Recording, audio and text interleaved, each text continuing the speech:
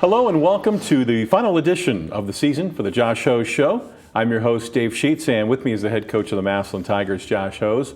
We'd like to thank our season-long sponsor, Reliable Heating and Cooling, once again for sponsoring our program. Coach, welcome back to the show. I'm always glad to be here. Fine. Your Tigers finished the season with a 10-12 record after losing your tournament game last Saturday over at Boardman. Now, I know you and the team had high hopes for your tournament opener against the Spartans, but just didn't work out, did it? No, I mean, having played them recently, losing by one, getting down 20, and the way things went, we were kind of optimistic, excited to go back and kind of redeem ourselves because we didn't play a very good first half like we talked about last week. Mm-hmm. Tribute to Boardman, they really they deserve a lot of credit. They played really well. I don't think we played poorly. We played much better than the first time we played up there, but so did they. And so. We had a bad second quarter. It's kind of been our Achilles heel. We had these bad quarters, and I think we were up most of the first quarter. It was just kind of a slow start for both teams. I think you saw some nerves. It was 6-4. They hit a three right before the end of the quarter, 7-6 going into the second. And I think we're down 12 points. They hit a three right at the buzzer, down 12 at half, 23-11. And so we scored 5 points in that second quarter, and so just. Recovering from that was hard. We came out third quarter, new energy, but every time we closed the gap, they would extend the lead back out. So, I looked at a lot of that, on the way home. It's a long drive home after a loss like that. And, here's a team that had 11 seniors to our two. DePietro, their post guy inside, was playing on their district final team 2 years ago as a sophomore, and a couple of their key guys were dressing and playing some spot minutes. Last year, 15-win team, undefeated in their league. Their top 5-6 guys that were seniors all played on that team too. So I think that I saw their coach, even just their experience, versus our inexperience, showed having a tournament game under their belt helped. With us having to bye, and you could just sense like they played really well the last couple of games here after kind of going up and down throughout the season. It seems like they're hitting their stride. They got some guys healthy, and. You didn't lose to a bad team, and we went out and we played hard, and I was proud of our kids for that effort. So, what was your final message to the team in the locker room afterwards? Obviously, they're disappointed. Didn't accomplish all the things they wanted to. We're disappointed. We didn't, to have as many close losses as we had this year. It was tough, and so we really focused on our seniors. At the end of the season, you always really focus on. Thanking your seniors and try to avoid talking a lot about next year. We referenced it, but out of respect for our seniors, we talked to Curtis and Nate and had them. They got up and talked to the team, kind of gave some words of wisdom, and we had 2 really good seniors, just great kids, and good teammates, good leaders that way. And so we focused on that and talked a lot about just what they've left behind as a legacy and their humbleness and their team first attitude. And then we did reference the lessons we learned this year, could pay off for the future. And Nate and Curtis mentioned about putting the work in the off season, and it's funny because I think a lot of seniors, you hear it every year. It was Luke Sabo last year, and the year before you talk about Anthony Pedro, Jaden Stock in the locker room after those games, talking about guys, it goes fast. It's like I don't think anybody hears it until they're there standing up in front. They talk about putting all that work in, and it's like I just don't think. I don't think the kids get it as much. So, it's good to hear the kids say it, and, it's always a tough message because, kids are hurting. Mm-hmm. Yeah. You will likely have plenty of experienced players returning next season. What will be your message to those guys during the offseason? Well, offseason is huge. I mean, for right now, we have some guys that are not doing a spring sport, so we'll really get back in a couple weeks here, get back into working out. Chris, who's coming up here, he's one of the kids that we play in some AAU, and I think that's huge for some of our non-spring sport guys, is to stay in the gym. We're going to try to get Eli on the team. I know Brady Manson's excited. He's getting his cast off, I believe, today or tomorrow, and then he's going to be playing and get him healthy. And T Keys, a couple of the guys that I'm just looking at, just that were on our varsity roster at the end there, that don't play a spring sport, to get them into something basketball related, where it's not just playing, for us and in open gyms, they're good, but they're not they're not competitive like a game setting will be. So trying to get guys on that, and then our off-season program in the summer is huge. Doing that, and then we got to capitalize in the fall with the guys that aren't football, getting them in and doing a lot of work and like you said, kind of capitalizing on that experience that we had. Our biggest thing is we need to develop leadership, and we lacked it this year at times. We talk all the time about on bad teams nobody's leading, average teams coaches lead, great teams players lead. I felt there was a lot of times that coaches were really trying to lead this year. And again, when you have some inexperience and some young guys, that happens. But we need players to step up and lead next year to take that next step and take those close losses into close wins or wins, and learn from those lessons. How do without going into too much detail, but how do the summer leagues work, and how do you decide, where to play and who plays and all that kind of thing? Summer's a tough thing. I think everybody battles the same things. You got guys on vacations, you got guys that have football, baseball, et cetera. So we've actually talked about dialing it back a little bit, talking to some other coaches. And now first off, the 10 days is back. Last 2 summers have been a little different than the past years, where you could have as many days as you wanted in the gym. And personally, I'm kind of excited to have the 10 days back, because I think it takes some stress off of coaches, and some of that, thought process. You got to be in the gym every day. Take it out of your hands. You can do small group workouts and all that all you want, but the actual getting a team together. And we didn't do a whole lot of that, because it's hard with how many guys we have that are in football and how busy they are with that. So we'll go back to 10 days. We do a summer league here. We host. And it's really. We did too much last year, I think. We had too many things going on, and it created a lot of stress for us as coaches. Me in particular, I felt like every night in June I'm texting the group, who can make it tonight, who can't, right. And it became they say herding cats. So you go into the summer all optimistic and excited, and then it gets you always have your handful of guys who are there consistently, and then you're bringing guys in, and you're going places to play a varsity game with a JV squad. Just kind of a hodgepodge group. So we talked about dialing it back and really focusing on just doing a couple things really well and kind of centralizing our energy on a couple things. And so we'll still do our skill workouts and all that, but not as many summer leagues. Okay. Yeah. All right. In a moment we'll meet a Tiger player, but first this word from Reliable Heating and Cooling. Everything that goes into a Lennox system is engineered for absolute comfort. Like the parts that create your perfect temperature and humidity, or the parts that purify the air. Together, all these parts save you up to half off your heating and cooling bills. And there are few things more comforting than that. The future of home comfort is here now at Reliable Heating and Cooling. Get the latest innovation and technology at Reliable. Lennox. Innovation never felt so good.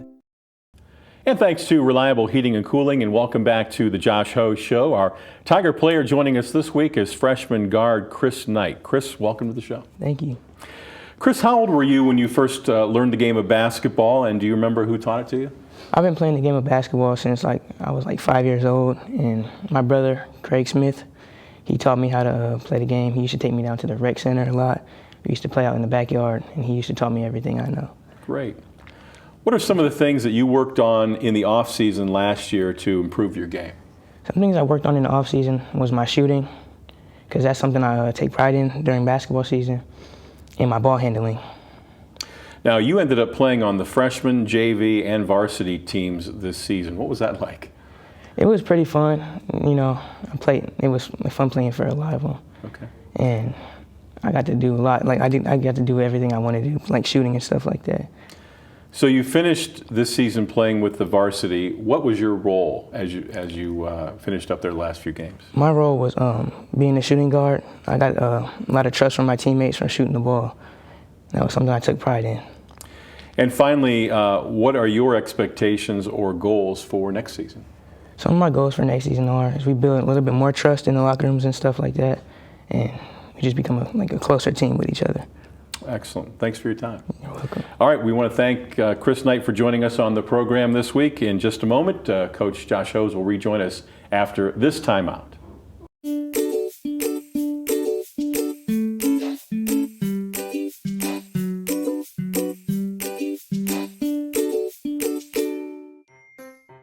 Hello, and welcome to the Stark County Humane Society. Today we're going to give you a few pointers when considering adopting a new furry friend. All animals here at the Stark County Humane Society are spayed, neutered, microchipped, vaccinated, dewormed, and if old enough, heartworm tested for our canine friends.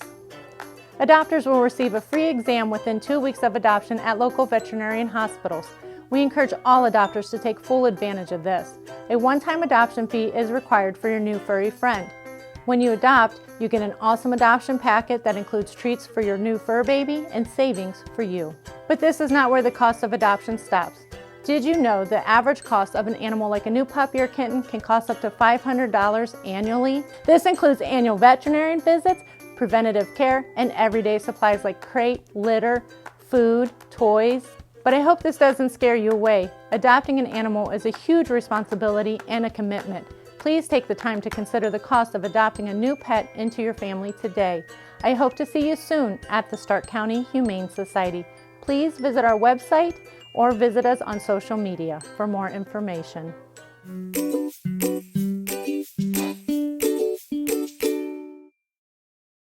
And welcome back to the Josh Ho Show. Coach, we just spoke with freshman guard Chris Knight in our last segment.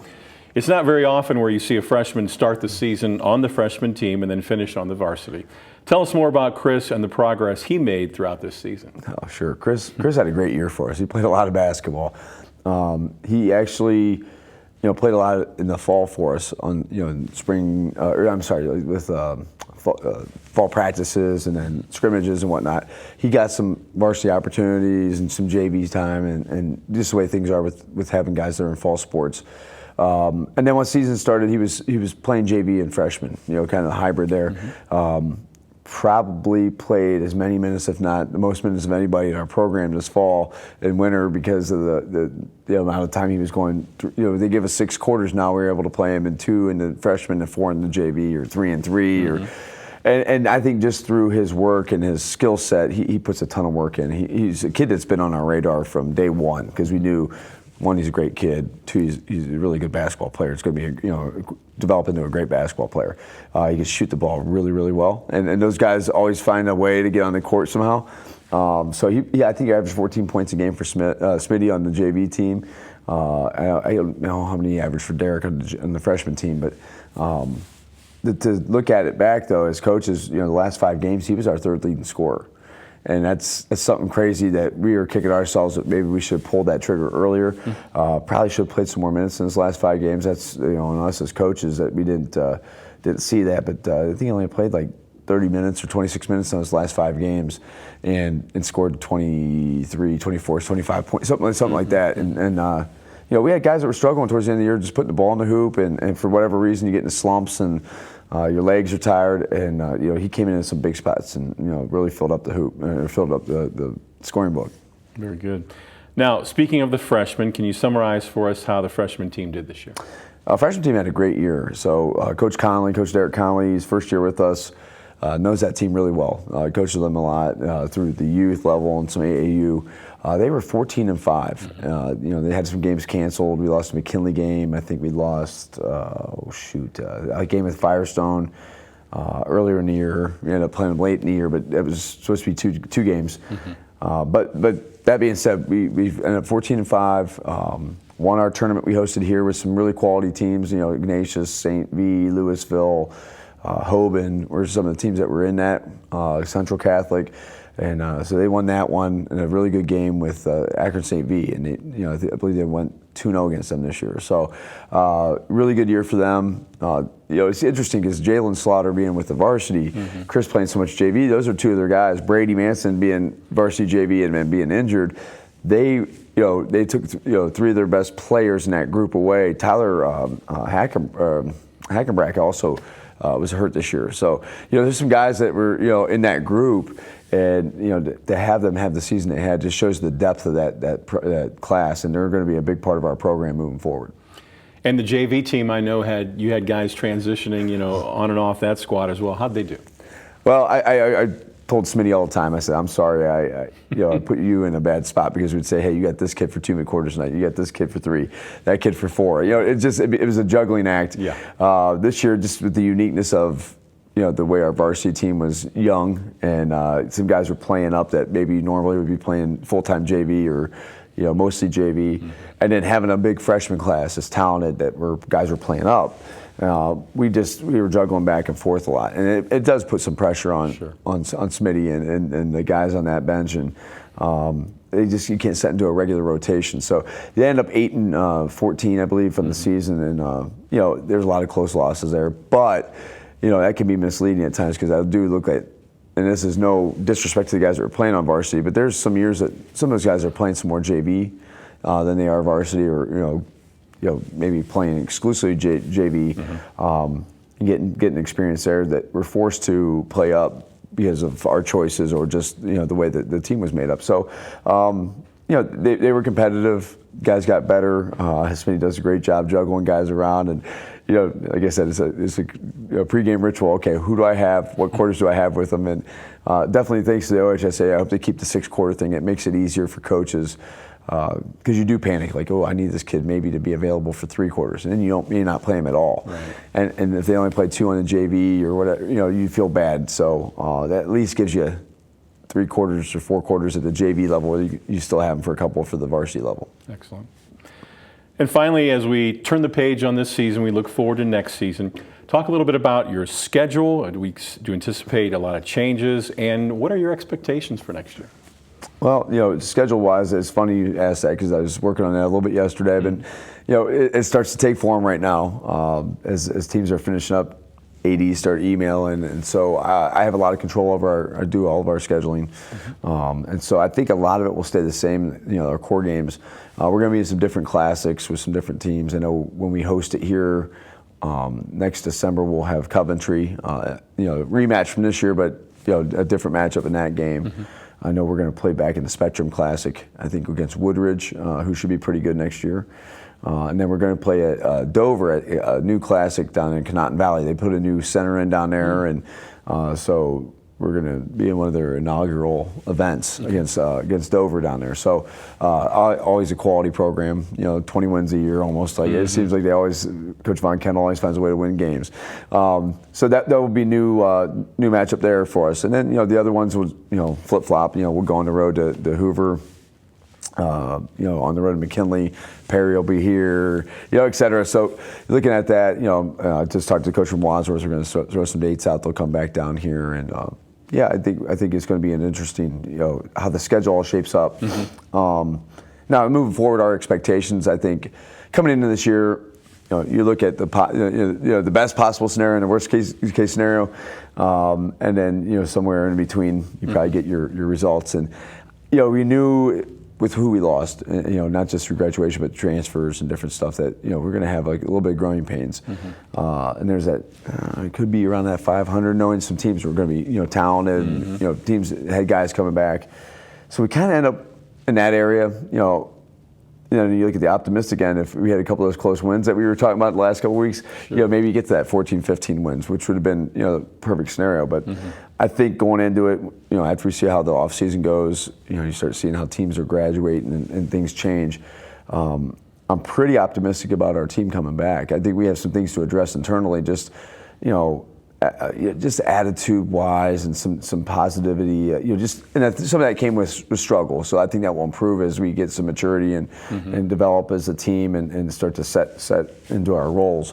But there's some things we just need to work on in the off season and develop.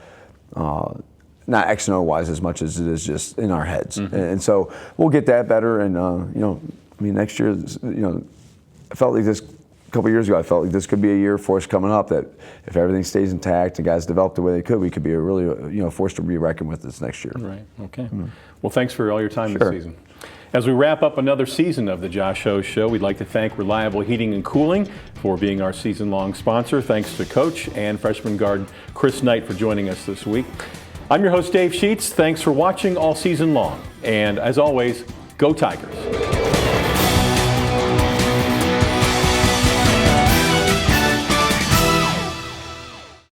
Massillon City Schools is proud to have one of the top career technical education programs in the state of Ohio, recently receiving a #1 ranking of the 93 districts in the area of achievement. Our career technical education department offers 14 pathways preparing students for college and careers. All students have the opportunity to participate and compete in their career technical student organization, as well as obtain valuable experience in the field while earning aligned industry credentials and/or college credit in high school. Visit massillonschools.org for more information. Bye, sweetie. I love you. Bye, Mommy. I love you. No matter where life takes you, MCTV helps make sure you're never far from home. Hi. Are you being good for Daddy? Yeah. Can we read a bedtime story? MCTV connects you to home because that's what matters most. Good night. Sweet dreams. MCTV. We go the extra smile.